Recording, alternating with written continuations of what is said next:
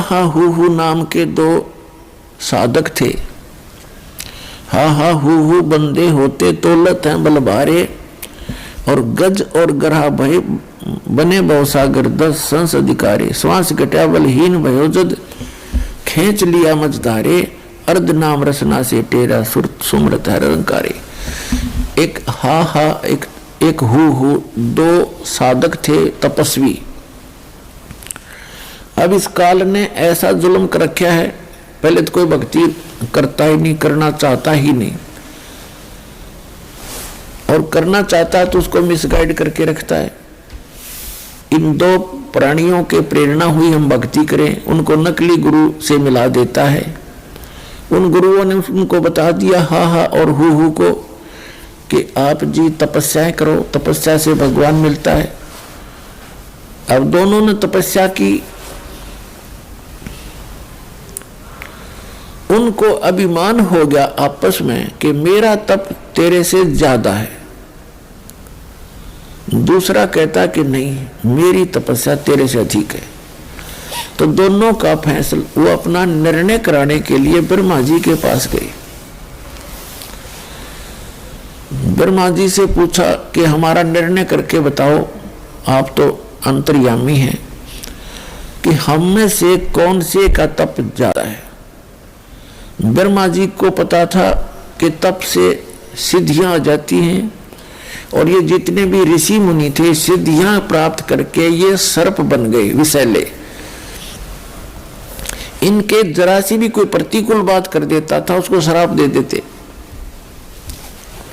और जिसका खामियाना श्री विष्णु जी ने भी भोगना पड़ा, जिस कारण से ब्रह्मा जी ने अपने सिर से बला टाल दी और कहा भी मैंने ना तो इतना कोई तुम्हारे जैसा जितना तप किया, और मुझे तो ये सृष्टि के कार्य में बहुत व्यस्त रहना पड़ता है, आप श्री विष्णु जी के पास जाओ।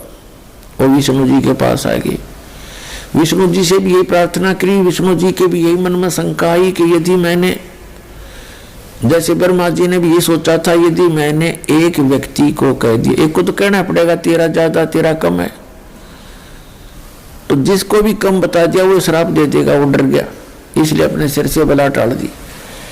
विष्णु जी के मन में भी ये शंका हुई कि यदि मैं एक को कहूंगा तेरी तपस्या ज्यादा है इसकी कम है, तो कम जिसकी बताऊंगा वो श्राप देगा।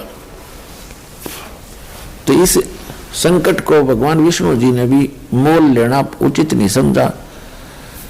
उन्होंने कहा भी देखो मैं तो व्यवस्था में लगा रहता हूँ, पालन पोषण का कार्य डिपार्टमेंट, होम डिपार्टमेंट है मेरे पास, आप जाओ भगवान शंकर जी के पास, वो ज्यादा तप वप करते हैं, वही आपका फैसला कर सकते हैं।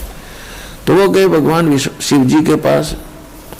अब भगवान शिव जी ने भी सोचा भी ये एक को तो कहना पड़ेगा तेरी कम है इसकी ज्यादा है, तो ये हैं सर्प डस देंगे। उन्होंने भी अपने सिर से बला टाल दी कि भी एक मतंग नाम के ऋषि हैं पृथ्वी पे, वर्तमान में वही बता सकते हैं, वो बड़े साधक हैं, बड़े तपस्वी हैं, आप वहां जाइए। तो दोनों आगे मतंग ऋषि के आश्रम की तरफ जा रहे थे। मतंग ऋषि दो थे, बड़े डिल डोल, बड़े तगड़े, भारा शरीर था उनका।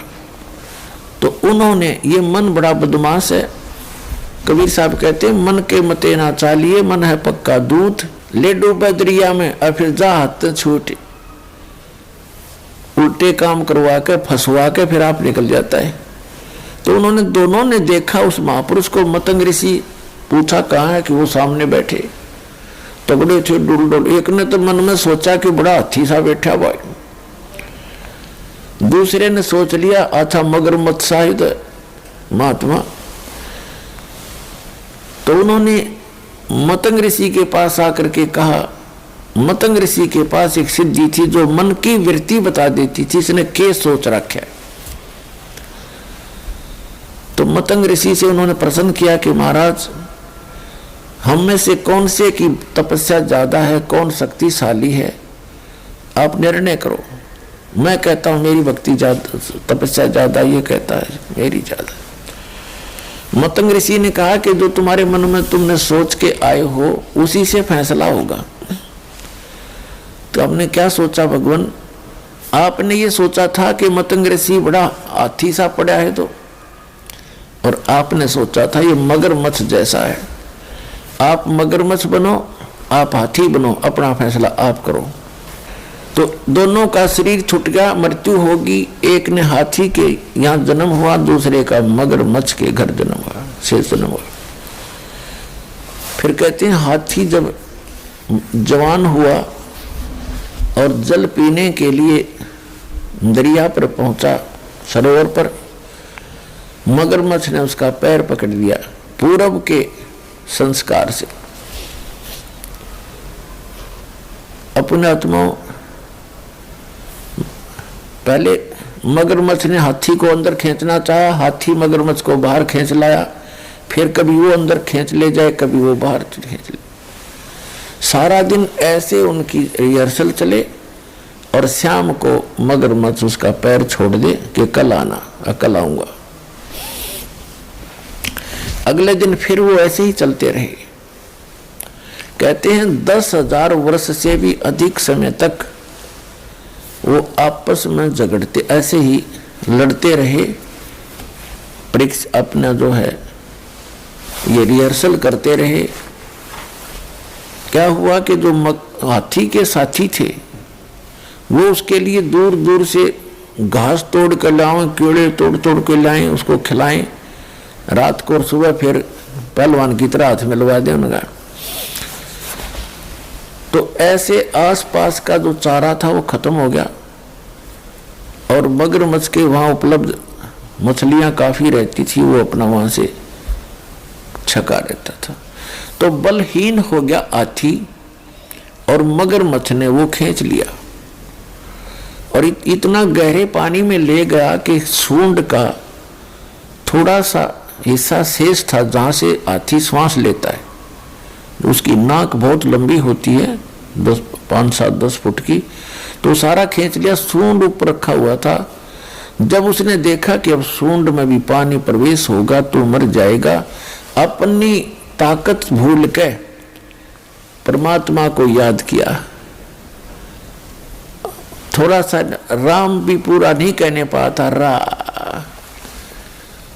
उसी समय कहते हैं सुदर्शन चक्र आया और मगरमच्छ का लगा, मगरमच्छ ने उसका पैर छोड़ दिया, हाथी बाहर आ गया। अब वहां भगवान प्रकट हुए श्री विष्णु रूप में और आकर कहा कि भी गज यानी हाथी आप चलो स्वर्ग में। तो क्योंकि आपने मुझे कसक के साथ याद किया, आपने मेरे को कसक के साथ याद किया, इसलिए स्वर्ग चल। तो जब मगरमच्छ ने कहा कि हे भगवान देखो, हम अपनी जिद के आधार से अभिमानवश हम एक दूसरे से लड़ रहे थे, और जब इसने आपको याद किया मैं उतनी ही कसक से सुन भी रहा था, लेकिन मानवश मैं इसको छोड़ नहीं रहा था। तब भगवान ने कहा ठीक है भाई, तुम दोनों ही चलिए, आप दोनों को ही स्वर्ग भेज देते हैं। अपने आत्माओं कहने का भाव ये है, इस कथा का निष्कर्ष ये निकलता है कि पहले तो यहाँ डले ढोते हैं ये साधक, फिर इनके अंदर अभिमान घर कर जाता है। परमात्मा कहते हैं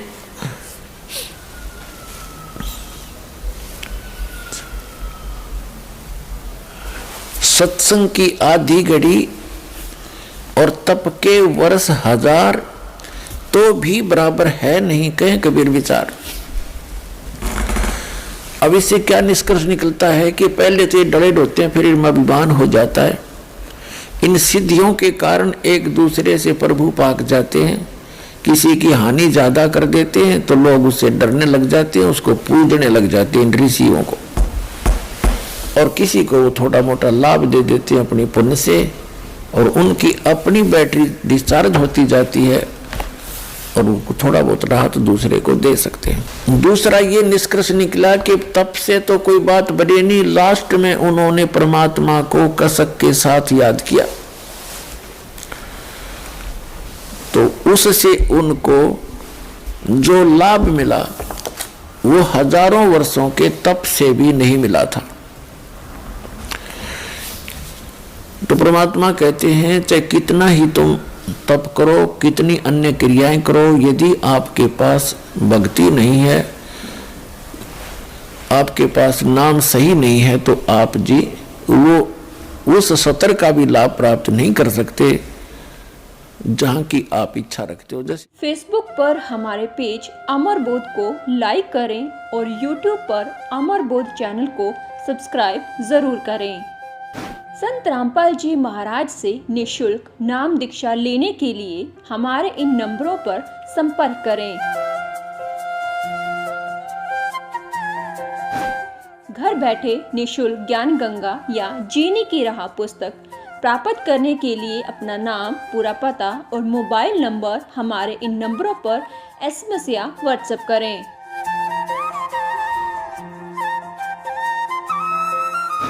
अधिक जानकारी के लिए हमारी वेबसाइट supremegod.org पर विजिट करें।